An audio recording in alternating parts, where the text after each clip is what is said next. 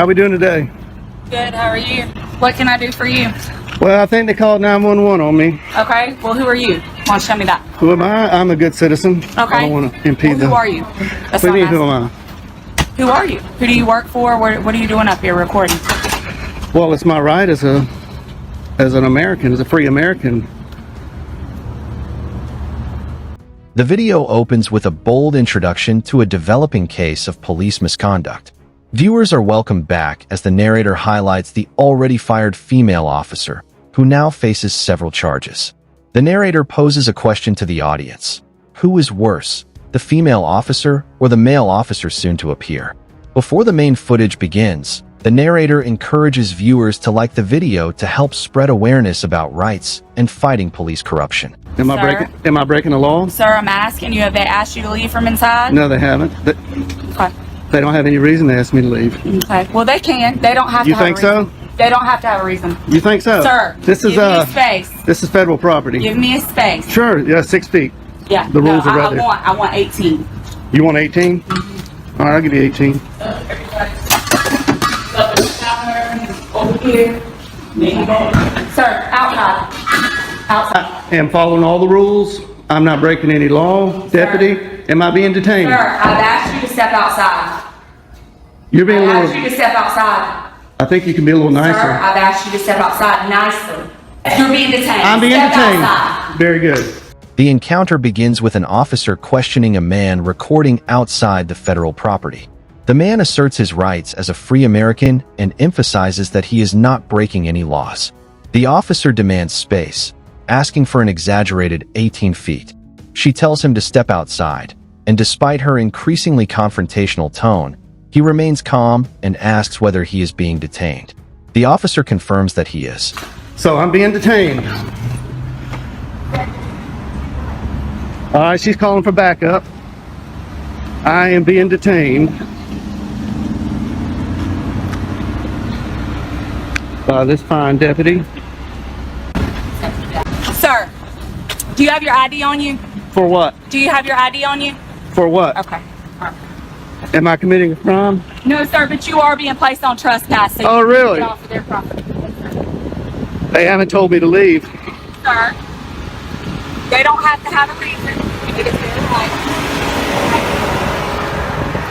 You're in my car, you're in my personal space when I walk up and they contact you. As the male deputy arrives, he immediately requests identification. The man questions why an ID is needed when he has committed no crime. The deputy claims he is being placed on trespass, even though the man has never been told to leave. The deputy further insists that public federal property can remove anyone at will, exposing his misunderstanding of the law. The man again asks for a supervisor. I'm asking you to back up. Back up. This is United States postal property, federal property. Yes, public sir, but property. anybody can ask you to leave the premises. They don't want you here. You think so? You obviously don't know the law. I think you better call your supervisor. Can we get your supervisor out here? I'm asking for your supervisor. I'm asking for your supervisor. I'm asking you to get over there on the sidewalk. I'm asking you for your supervisor. I'm asking for you to get over there on the sidewalk. Thank you. Is your supervisor available? Do I have a supervisor that's available that can head to 8505 to Nocturne, please?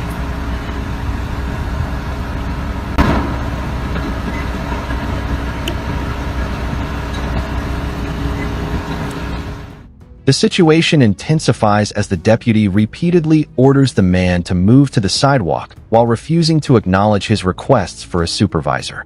The man explains that the property is federal, not private, and therefore subject to public access rules. The officers remain dismissive, showing clear confusion about legal standards. The man expresses disappointment in their knowledge, noting the deputy lacks stripes and appears inexperienced.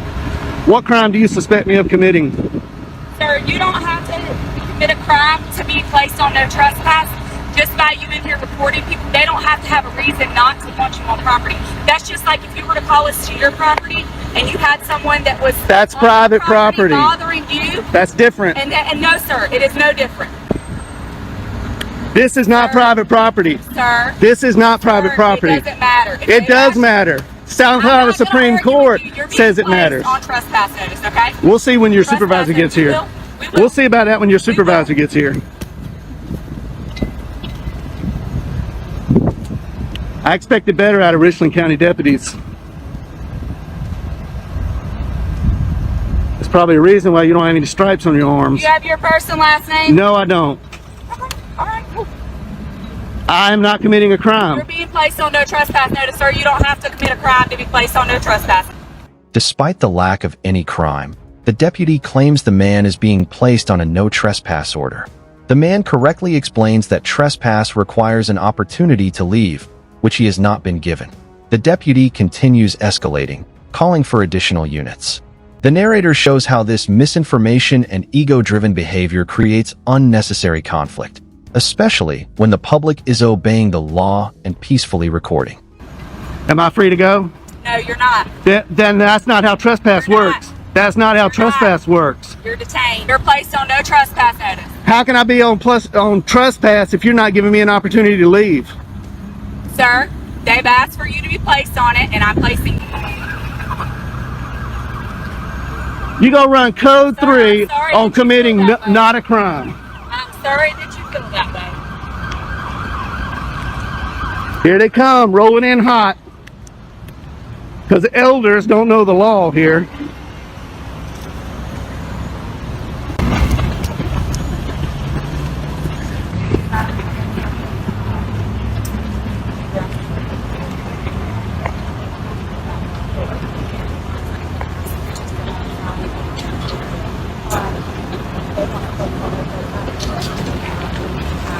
Multiple units respond code 3, arriving with lights and urgency, as if handling a dangerous criminal rather than a man filming greeting cards.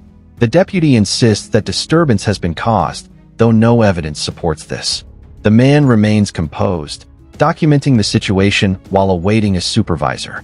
The narrator points out how officers unfamiliar with the law can create chaos through assumptions and false accusations.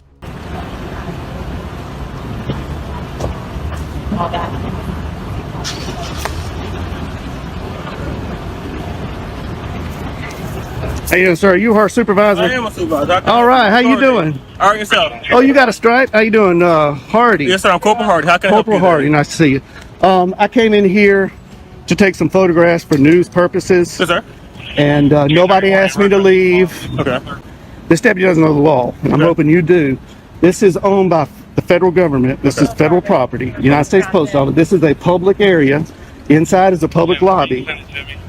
Okay, so the branch manager stepped out, and she thought there was a sign on the door that said no photographing. Okay. And I stepped out and looked at all the signs. There are no signs saying no photographing. There is a poster 7 in here that gives the rules and regulations about photography and the conduct on postal property. I'll be glad to show it to you. Okay. And it allows me to do what I'm doing. Not only that, DHS memo came out that says photographs on all federal. A supervisor finally arrives, Sergeant Hardy. Unlike the previous officers, he listens calmly. The man explains he came only to take photographs for news purposes. He cites Poster 7, which explicitly allows photography in publicly accessible postal areas. He mentions DHS memos and First Amendment protections. The supervisor acknowledges there is no sign prohibiting photography and begins verifying the events inside. Property inside and outside in publicly accessible areas is lawful activity, Yes, sir.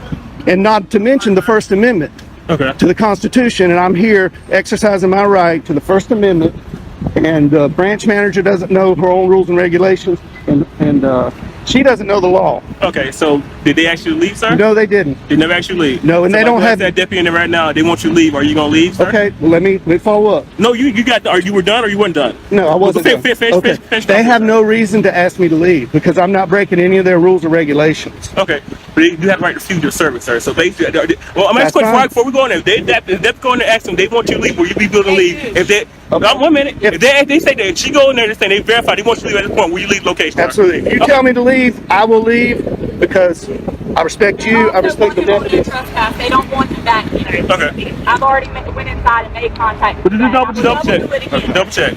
Do you have any idea on you, sir? They do No, want you on sir. trespass for Okay. location. Well, that's unlawful. No, so basically what you did, so basically they wanted you to leave. I'm gonna go verify. Okay. Sergeant Hardy asks whether the postal workers want the man removed. The man clarifies that he will leave if a lawful order is given, but stresses he violated no regulation. The supervisor mentions they may refuse service, but the man emphasizes he is not seeking services. He is only documenting.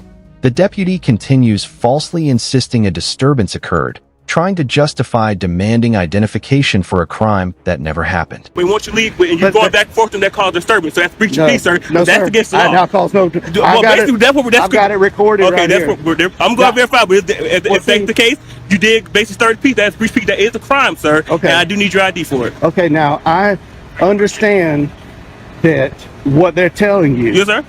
and I did not create any disturbance. Are you able to wind it back so I can see? Oh yeah, I've got it's, I'll you're on take a live look. right here. I got a body cam here. I'll take a and look, I'm sir. You say recording you here. caused disturbance. I'll take a Well, look. I don't have to prove anything because I'm not. Well, basically, I have your word to the word, and they're basically they're saying you're Okay. causing disturbance, and there's I'm assuming it's multiple in there because you said the branch matter came out, so it's multiple witnesses in there She's- say you were causing disturbance. So I said that's consistent with Her- breach of peace, sir, and I'm asking for your ID because that is a crime in South Carolina. Okay, but I did not commit a crime. I'm telling you did. I'm telling you, you Okay. started the peace, All sir. right. You started a day or operation of business. No, that is a crime in there- South Carolina. That's called breach of peace. I need your ID. Lying to 911 is also against the law. Yes, it is, sir. But I had to verify that from you saying you have video. So I'm asking to verify your part. You saying that they're lying about what they call disturbance. So are you able to give me your ID so I can do what I have to do? Is this a stop and ID state? Huh?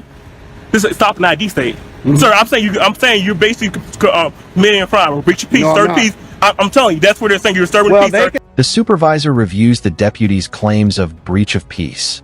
The man explains that simply holding a camera does not disrupt business, and his footage shows he was calm and respectful.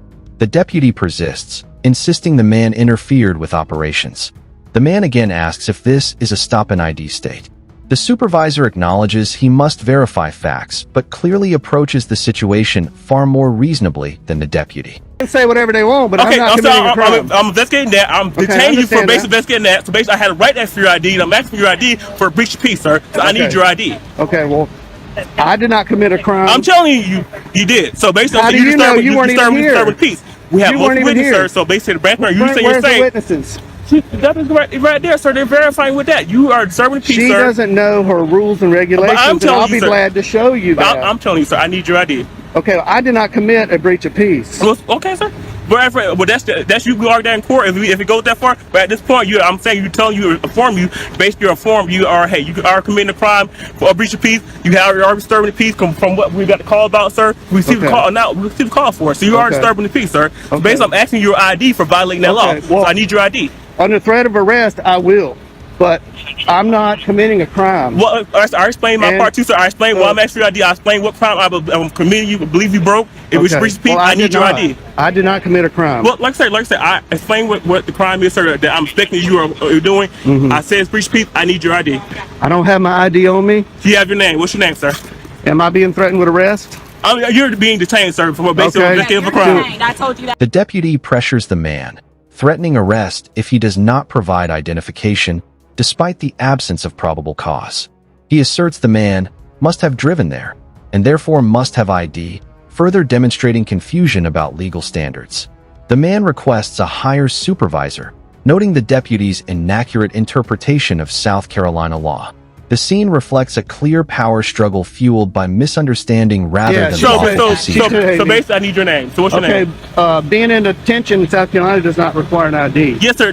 I'm committed to suspecting you of a crime. Yes, it does, sir. I have the right to identify who you are. Yes, So you you are. think this is a stop and ID state? Sir, you about so. Do you Are you understand? refusing to identify Can who I- you are? Are can you I get refusing you- to identify who you are? No, sir? I'm not. I don't Okay, have so anything to I need hide. your I'm not a name, then, criminal. sir. You're not I'm not a refusing. criminal. I don't break If the you're law. not refusing, sir, I need your ID. Can we get your supervisor out here? No. This Can is we what get a sergeant, please? No, you're gonna. This is Can you're we gonna get a deal with sergeant? me, 6 feet, sir. sir. 6 feet. We- 6 feet. Now 6 feet, sir. She We were wants standing 18. to this the whole time we were talking. All right. Now it's 6 feet, sir. Yeah, if you don't mind. What's your name, sir? What's your last name? Last name, sir. Is this a stop and ID state? Sir. Are you refusing to identify who you are? This is not a Are you stop. refusing, sir, This are is you not. refusing to identify who you are, sir? Under threat of arrest? Are I you refusing will. I'm saying, what's your last name, sir? Are you going to arrest me if I don't show ID? Sir, you're like I told you, you're breaching peace right now, sir. You're disturbing the peace. You receive a call about you. We had a complaint from the man inside. You are disturbing the peace. You're starting I am to not really disturbing the peace. Yes, peace. sir, you are. I am not. So if you don't refuse to identify who you are, yes, I think you probably will go to jail. I will give you for breach of peace, sir. So what's you gonna do? What's your If you're threatening to take me to jail, I'll give you my name. What's your ID, sir? What's your name? Are you, how did you get here, sir? How did you get here? Did you drive here? is that important? Yes, it is very important. Did you drive here, sir? Did you not? I don't want to answer that question, But I will ID to you. Yeah, because you're being, sir, you're doing a whole lot of stuff for no reason at all. A captain soon arrives, someone the man recognizes and respects. He calmly listens as the man details the entire situation. He explains that the branch manager did not understand postal rules, falsely believed photography was prohibited, and escalated unnecessarily. The man clarifies he stayed only in public access areas, never disrupted business or approached customers, and followed every rule outlined in postal regulations and federal guidance. You did not think you did drive here, and basically you know in South Carolina you need ID to operate a vehicle in South Carolina. Am I operating a vehicle? Sir, that's why you didn't want to ask questions, because you know you drove here. Sir, I need a sergeant. You know you drove here. I need a sergeant here. I'm asking for your supervisor. Sir, can I get a sergeant here? That's still not gonna stop. Are you refusing to give who you are, sir? I'm not refusing anything. Yes, you are, sir. I asked you multiple times. You can rewind your camera back. I asked you multiple times. Okay, you're refusing to identify yourself. Being detained does not require me to show an ID. Yes, sir, it does. Yes, sir. You're investigating of a crime. Yes, sir, it does apply. You don't know your law, sir. You need to review your law. Yes, it does. Can you state that statute? Sir, no, you can go state statute, so you can look it up. I looked it up. It's no ignorance law. So if you don't know, sir, you can go look it up. Trespass does not apply to public property in South Carolina. Sir, so they can refuse service. So basically they can refuse service. Okay, so and I'll take it up with their higher ups. Okay, so officer, I'm asking you want your trespass. They can put your trespass. This also is a business. They can refuse. They can put your trespass. This is not a business. This is government. So, sir, is not a business operation. Do you not transaction money? Is it not considered still business, sir? They're owned by the federal government. They're not Walmart. Okay, so this is not private property. They still refuse service. They still place people on trespass. This is not private property. I'm gonna get out of the sun here. Okay. No, I need your ID, sir. Is this a sergeant? No, this is my captain. Oh, hey. How you doing, Captain? Hello. Nice to see you again. Nice to see you again. How you been? Pretty good. Shake your hand. Yeah. How are you? Captain, I just want to say that you're one of the best captains I've ran into. That's okay. That's okay. Appreciate it. So what's going on? Okay. So basically, they want more trespassing. He's basically, I told him, he's basically got called, told him he's 30 people. I'm asking for his identification. I told him he's undetained. He refused to identify who he is to get his identification, so they can pay for trespass. Captain, I'm not breaking any law. The captain continues the discussion, confirming the post office is public federal property and that closing time, not misconduct, is the only legitimate reason to ask someone to leave. He acknowledges misunderstanding from the first officers, including the false claim that public land can issue no trespass bans like private property. The narrator highlights that without this captain's intervention, the man likely would have been wrongfully arrested. I came in here, I didn't disturb anybody. I came in here and I was recording the greeting cards, and I wasn't even aiming it at the employees or the customers at that time. And the branch manager came out and said, wanted to know who I was. She wouldn't identify herself. She wanted to know who I was with. I said I'm with myself, and she thought that the rules were on her door that said no photography. And I went and I looked. I said, man, there's no rules. There's a poster 7 in here that allows photographs for news purposes in entrances, lobbies, foyers, and corridors, and that's where I've been. I haven't been in any restricted areas. I am completely following the law, and I'm following post office rules and regulations. But as we all know, the post office, they don't know their rules like they should know. So I'm here to kind of educate them that what I'm doing is lawful. I'm not creating any disturbance. Holding a camera does not create a disturbance. I understand you got called here. So that's not creating disturbance, sir? He rolled up code 3 because elders. Captain, am I being detained, Captain? No. I just want to talk. Elders has got me detained. You are detained. I told you informing you. Right now, you and I are talking. Okay. Good. All right. So, all right. How much longer do you plan on? Well, they're closing up at 5 o'clock, you know. And I really expected, I went downtown to the post office, walked all through there, 3 cameras rolling, nobody said a word. I didn't create any disturbance. The postal inspector was there. Yeah. He saw what I was. Did you talk to the postal? Not that day, but I had previous phone conversations with him, and he kind of told me what's allowed and what they don't like. Right. They don't like being filmed over the counter line. Yeah. And I tried to tell him that you can't trespass your eyes, what you can see from public spaces. But I'm not here to get anybody's information. I'm not here to create a disturbance. I'm here to make sure these employees know their rules and the Richland County deputies know the law, and these two don't know the law. They think this is the stop and ID state. Elders thinks you can trespass people from public property, and the trespassing statute that has been affirmed by the South Carolina Supreme Court says the trespassing statute is only for private property. This is not their living room. They don't own this building. I understand. I know where you're coming from. I understand that part. So they're trying to issue me a trespass. He's trying to arrest me for disorderly conduct. Breach of peace. And I'm not breaching any peace. I didn't even have a conversation with any customers. So there's no customer in here. You haven't intercepted the flow of business. Not at all. Not at all. In fact, they're not even that busy. They never asked me to leave either. Okay. They always started that when the elders walked in there. It's closed, so they're asking you to leave the premises now that it's closed. I'll accept that. But if you're going to try to issue me a trespass, that's going to be a violation of my civil rights. But sir, if you have a good lawyer, sir, you can sue, sir. If that's a violation of your right, you can sue, sir. Is that what you want me to do?